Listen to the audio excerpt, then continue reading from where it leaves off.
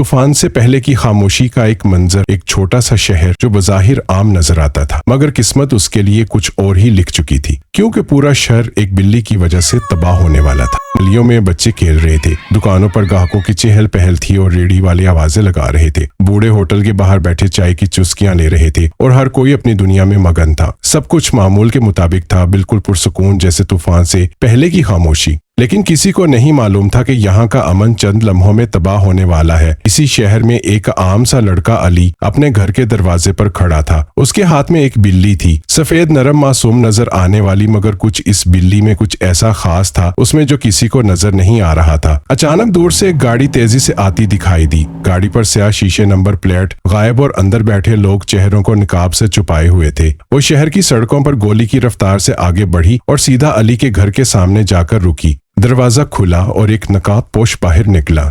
بلی ہمیں دے دو ورنہ اچھا نہیں ہوگا۔ یہ جملہ سن کر علی کے ہاتھ لرزنے لگے۔ ارد گرد کا ماحول یکدم سنجیدہ ہو گیا۔ لوگ اپنی دکانوں سے جھانکنے لگے، بچے بھاگ کر گھروں میں چھپ گئے اور گلی میں ایک خاموشی چھا گئی۔ کسی کو اندازہ نہیں تھا، لیکن یہ تو بس شروعات تھی۔ علی کا دل زور زور سے دھڑکنے لگا۔ اس نے بلی کو مضبوطی سے پکڑا اور گہری سانس لی۔ سامنے کھڑے نقاب پوش آدمی کی آنکھوں میں ایک عجیب سی چمک تھی، جیسے وہ کسی قیمتی خزانے کو دیکھ رہا ہو۔ بلی؟ کون سی بلی؟ علی نے بظاہر نارمل انداز میں کہا، مگر اندر ہی اندر وہ خوفزدہ تھا۔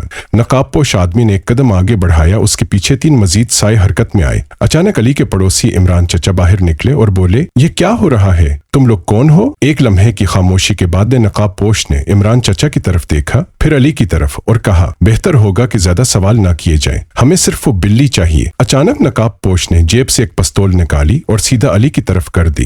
گلی میں سناٹا چھا گیا۔ لوگ اپنے گھروں کی کھڑکیوں سے جھانکنے لگے، جیسے سب کو کسی بڑے حادثے کا انتظار ہو۔ وقت ضائع مت کرو، بلی دو۔ نقاب پوش کی آواز میں اب سختی آ چکی تھی، لیکن علی کی ہمت بڑھ چکی تھی۔ اس نے بلی کو مزید قریب کر لیا اور کہا، یہ بلی نہیں جائے گی۔ اور اگلے ہی لمحے زوردار دھماکے کی آواز گونجی۔ علی اور عمران چچا زمین پر گرے، دروازے کی کھڑکیاں لرزنے لگی، پورے علاقے میں دھواں پھیل گیا۔ جیسے ہی دھواں چھٹا، سامنے کا منظر بدل چکا تھا۔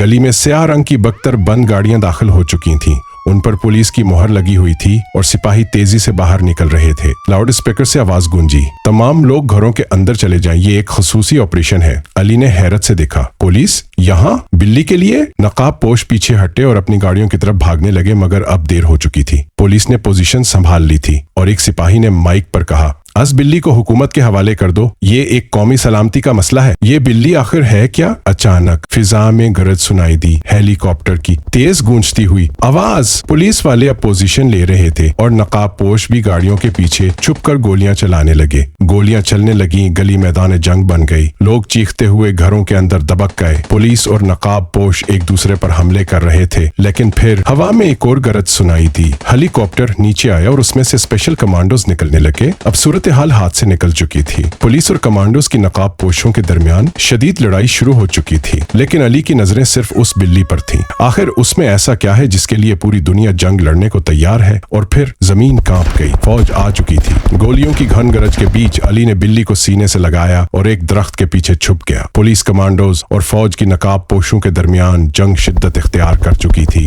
گلیاں دھوئیں اور چیخ و پکار سے بھر چکی تھیں۔ علی کے دل کی دھڑکن بے قابو ہو رہی تھی۔ نقاب پوش زخمی ہوتے رہے اور نئے گاڑیاں نقاب پوشوں کی آتی رہیں۔ یہ بلی ہے یا کوئی جنگی ہتھیار؟ اس کے دماغ میں بس یہی سوال گونج رہا تھا۔ اور پھر اچانک بلی نے کچھ ایسا کیا جس نے علی کی سانسیں روک دیں۔ بلی نے زور سے ایک عجیب سی آواز نکالی اور اس کی آنکھوں میں نیلی چمک ابھر آئی۔ اگلے ہی لمحے ہر چیز تھم گئی۔ پولیس والے، کمانڈوز، نقاب پوش سب ایک لمحے کے لیے جیسے پتھر کے بن گئے۔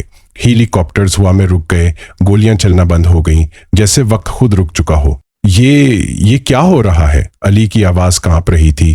بلی آہستہ آہستہ اس کی گرفت سے نکل کر زمین پر آ گئی۔ اس کے ارد گرد نیلی روشنی کی ایک ہلکی سی چمک پھیلنے لگی۔ تبھی فوج کے ایک افسر نے کانپتی ہوئی آواز میں کہا، یہ کوئی عام بلی نہیں، یہ…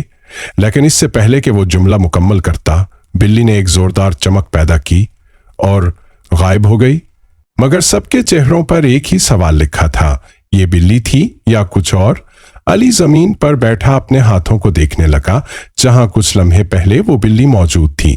بلی کے غائب ہوتے ہی سب کو جیسے ہوش آ گیا۔ फौजी एक दूसरे को हैरत से देखने लगे।